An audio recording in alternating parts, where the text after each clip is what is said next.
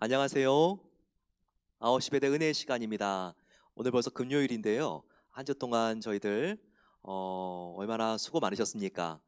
오늘 같이 우리가 이 사도행전 이제 마지막 보면서요. 특별히 지금 바울이 1차, 2차, 3차 선교 여행을 했는데 이 전체를 한번 우리가 개관해 보는 시간 갖도록 하겠습니다. 파워포인트 슬라이드 보여드리면서 제가 설명드리겠습니다. 바울의 1차부터 3차까지 또 4차까지 보기도 하는데 이 선교 여행은요. 사도행전의 후반부에 나와 있죠. 13장부터 21장까지 4차 여행까지 포함시키면 21장을 넘어서 28장까지 이어지게 됩니다. 먼저 1차 선교 여행을 보게 되면요. 1차 선교 여행이 나와 있는 사도행전의 구간은 13장 1절부터 14장 28절까지입니다. 이때는 지금 연도로 봤을 때 주후 47년부터 49년까지 2년 동안의 여행이 됩니다. 1차 선교 여행이 되고요. 그 방문 여정을 보겠습니다. 바울과 바나바가 마가 요한과 함께 세 명이서 안디옥 교회에서 출발합니다. 1차고요. 구보로 섬을 지나서 밤빌리아로 가게 되고 이 밤빌리아에 보게 되면 버가라고 하는 항구가 있죠. 여기로 들어갑니다. 상륙을 해서 비시디아 안디옥을 가게 되고요. 그리고 이고니온을 들러서 루스트라로 갑니다. 이때 돌에 맞아서 바울이 죽을 뻔하죠. 그리고 더베까지 갔다가 이제는 돌아옵니다. 그리고 예루살렘으로 다시 거꾸로 돌아오는 일정입니다. 그래서 결국 안디옥까지 오게 되고요. 이게 1차 선교 여행입니다. 2차 선교 여행은요. 바로 49년부터 또 같은 해 시작이 됩니다. 오자마자 또 나간 거죠. 51년까지 2년 동안 진행이 되고요. 이것을 보여주고 있는 사도행전 본문은 15장 36절부터 18장 22절까지가 됩니다. 이 사이에는 예루살렘 공의회가 있었다는 것을 우리가 알게 됩니다. 2차 선교 여행의 시작은 역시 모교인 안디옥 교회에서 시작이 됩니다. 그리고 바울과 바나바가 갈라지죠. 바나바는 구브로 섬으로 가고 바울은 수리아와 길리기아를 거쳐서 더베로 가고 루스드라로 갑니다. 그래서 루스드라에서 디모데를 만나죠. 그리고 계속해서 이고니온, 루스기아와 갈라디아를 지나서 드로아로 갑니다. 드로아라고 와서 드로아에서 바로 마게도냐인의 환상을 보죠.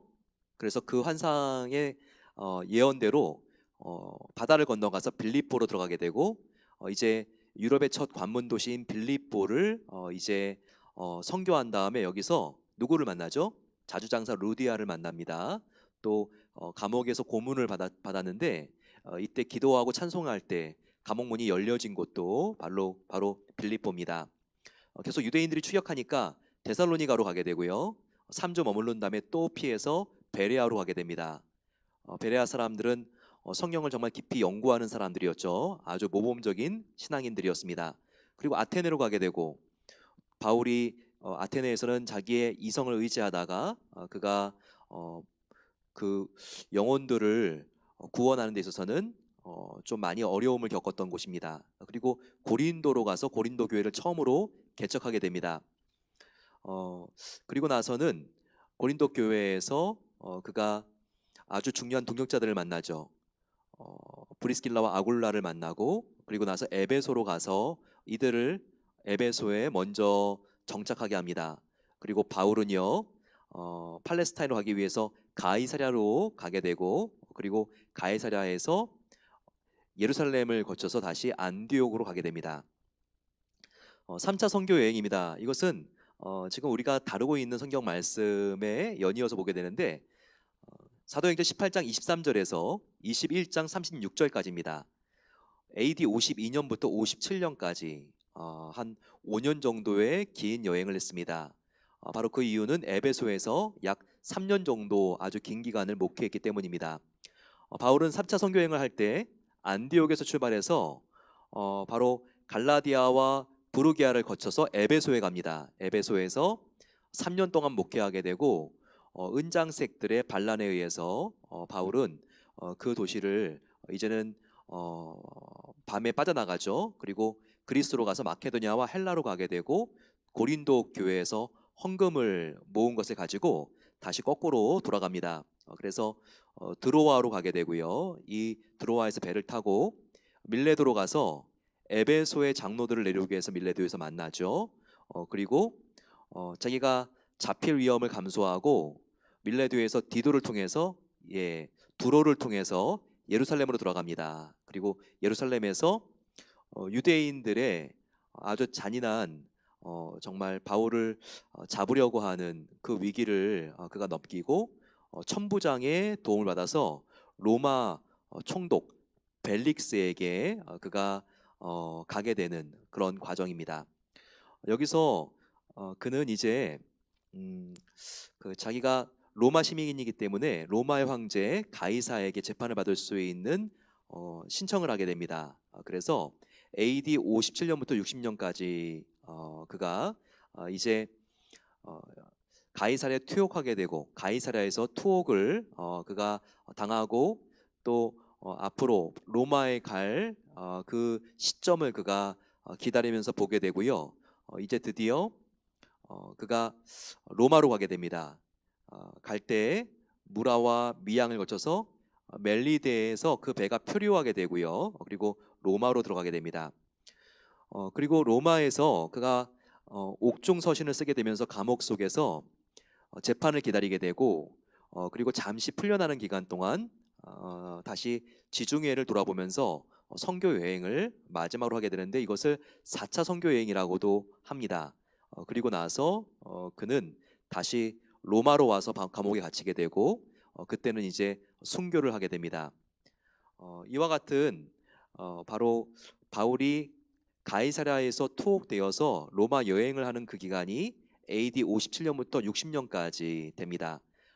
그리고 로마에 도착한 바울은 아까 말씀드린 것처럼 그 뒤로 이제 옥중 서신을 쓰는 그 기간, 감옥에 로마에 갇히게 되는 그 기간을 거치게 된 다음에는 지중해 연안을 그가 선교하게 되고 그리고 약 65년에서 66년 사이에 바울은 순교한 것으로 여겨지고 있습니다. 우리가 이와 같은 전체적인 배경을 가지고 이해하면요, 훨씬 더 이 사도행전이 어떻게 시간과 장소에 따라서 바울의 여행이 이루어지는지를 알게 됩니다. 그러면서 특별히 사도행전 후반부가 우리가 이제 이해가 되죠. 굉장히 바울의 선교 여행은 그 기간이 깁니다. 그렇기 때문에 역사가인 누가가 사도행전에도 여러 장을 통해서 그가 선교 여행을 다루고 있는데요. 이 선교 여행을 보게 되면 그가 얼마나 먼 거리를 최선을 다해서 복음을 전하기 위하여 애썼는지 우리가 알게 됩니다.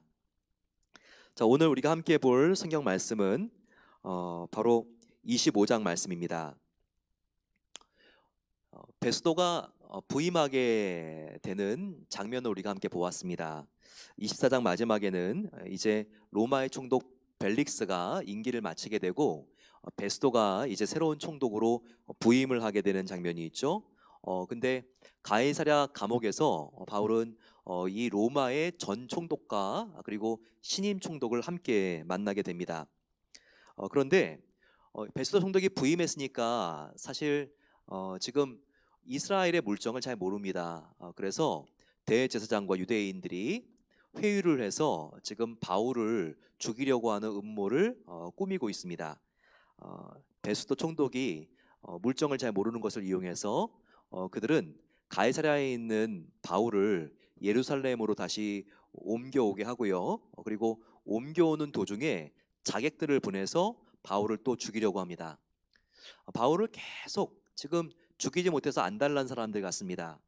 우리가 24장을 봤을 때에도 바울을 죽일 때까지 먹지도 않고 마시지도 않겠다고 하는 사람 40명이 있었죠.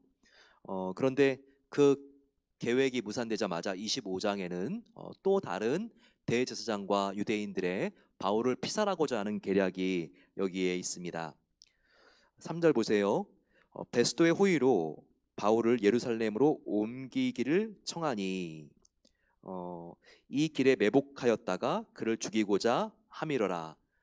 바로 그 당시에 대제사장과 유대인들의 음모와 계략이 여기에 나와 있습니다. 그래서 베스도 총독이 바울에게 너가 지금 가이사랴에 있는데 지금 너가 내려가겠느냐, 예루살렘으로 지금 너를 데리고 오라고 하는데 가겠느냐라고 말을 하죠. 그런데 바울은 아주 지혜로운 사람이었습니다. 가는 도중에 본인이 피살될 것을 그가 눈치를 채고 오히려 그들이 내가 있는 가이사랴로 올라오게 하십시오. 내가 지금 예루살렘으로 갈 수가 없습니다. 내가 무슨 죄가 있으면 예루살렘에 신문을 받으러 가겠는데 저는 죄가 없습니다라고 하면서 이 베스도 총독에게 자초지정을 다 이야기를 합니다. 그래서 베스도 총독은 지금 바울이 어떤 일로 그렇게 지금 쫓기고 있는지를 잘 알지 못하지만 바울의 이와 같은 설명을 듣고 바울을 예루살렘으로 대제사장의 청원대로 보내지 않습니다. 예, 그리고 오히려 이 베스도가 예루살렘에 갔을 때 너희가 가이사랴에 올라오는 게 맞다라고 말하면서 대제사장과 유대인들에게 설득을 하게 됩니다. 이런 모든 과정을 한번 보세요. 오늘 우리가 전반부에서 1차, 2차, 3차의 선교 여행이 어떻게 진행이 되는지를 함께 배웠지만 너무나 모든 사건이 논리 정연하게 기술되어 있지 않습니까? 굉장히 요한복음이나 베드로 전후서 이와 같은 서신들, 또 요한 1, 2, 3서를 쓴 그와 같은 필체하고는 굉장히 다르죠. 지금 사도행전을 보게 되면 마치 신문을 읽는 것 같습니다. 사건이 나오고 그 안에는 인물, 시간, 장소가 정확하게 나와 있죠.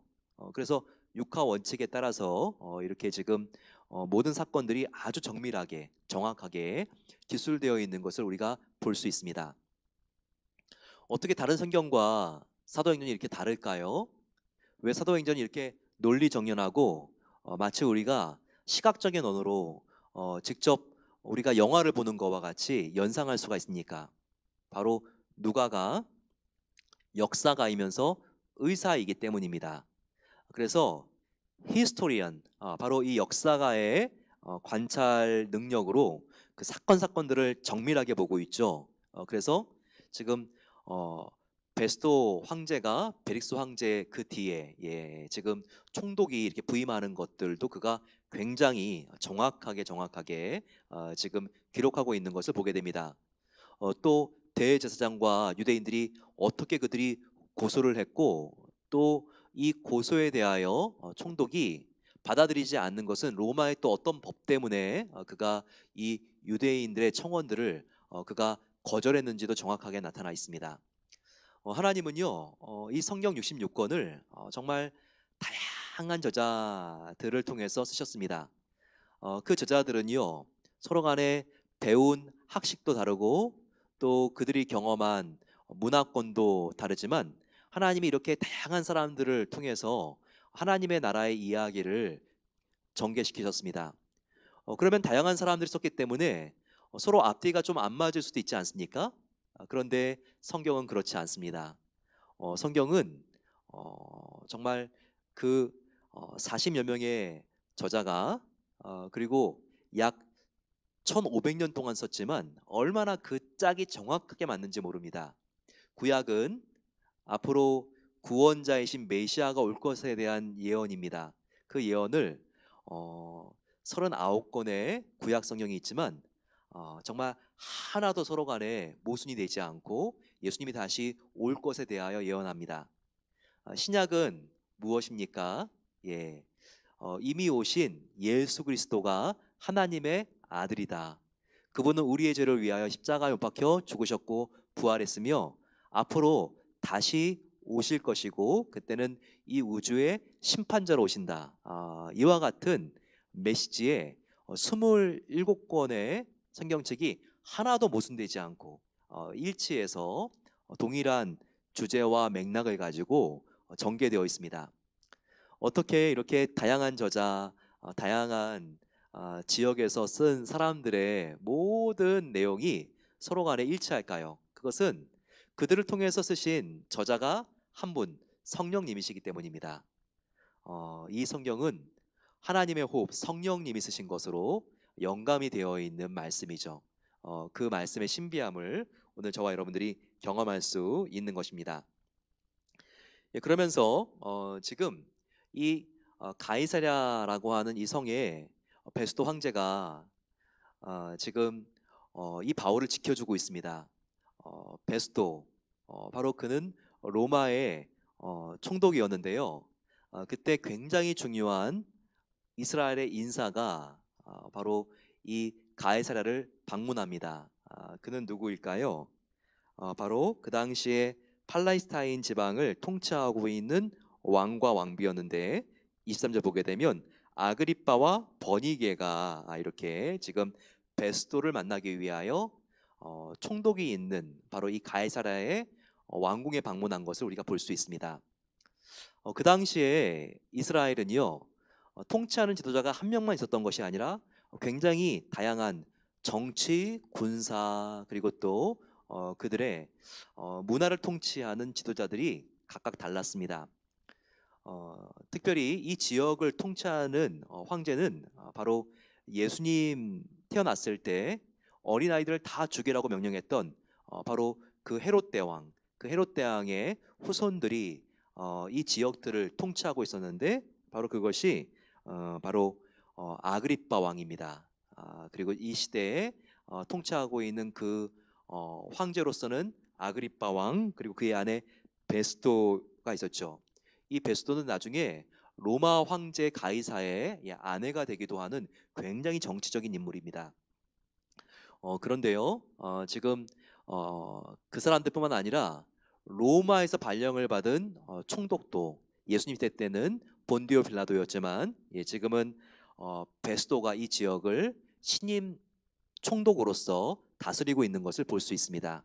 그 외에도 바로 이 종교적으로는요, 산헤들린 공회의 수장으로서 바로 우리가 살펴봤던 이 아나니아라고 하는 대제사장이 그 당시에 종교권을 쥐고 흔들고 있었습니다.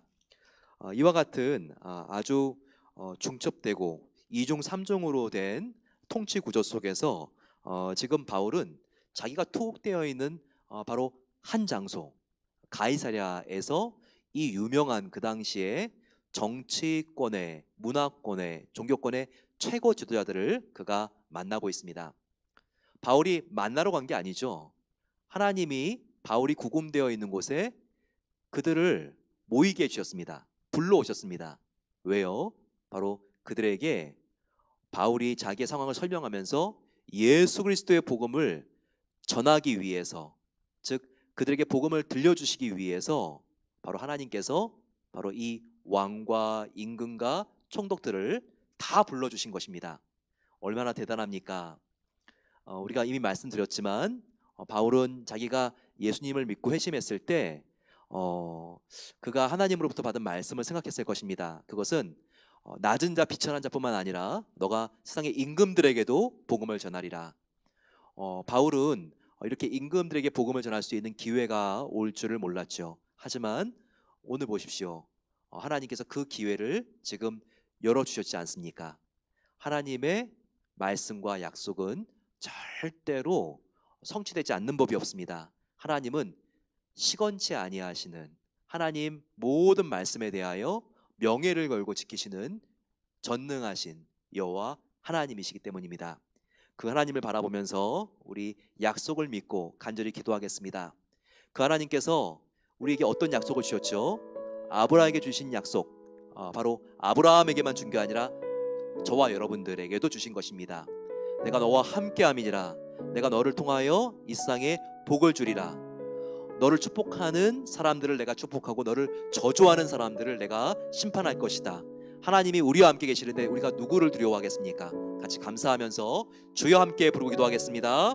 주여, 아버지 하나님 감사합니다. 오늘 저희들을 아버지 자기 전에 이곳에 모이게 해주시고 금요일 밤에 함께 모여서 기도할 수 있는 은혜 주신 것을 감사합니다. 시건치 아니하시고 모든 하나님의 말씀을 지키시는 놀라우신 여호와 하나님 아버지, 우리가 주님을 믿고 나아갑니다. 아버지, 우리가 정말 마음속에 믿음이 없어서 의심하고 정말 우리 마음속에 안절부절하지 않는 아버지 그와 같은 삶을 아버지 하나님 우리가 살아가는 것이 아니라 정말 아버지 우리가 정말 주님의 영광을 위하여 아버지 우리가 평안을 누리며 주님께서 반드시 이루시며 주님께서 너희가 환난을 당하나 담대하라 내가 세상을 이기었노라 말씀하신 주님을 우리가 동행하면서 살게 하시니 감사합니다. 이 세상을 이기신 주님 부활 승리하심으로 이기신 것을 믿사오니 아버지 우리도 주님을 바라보며 의심하지 않고 나아가기를 소망합니다. 아버지 우리가 이 땅에 묶인 자들이 아닙니다.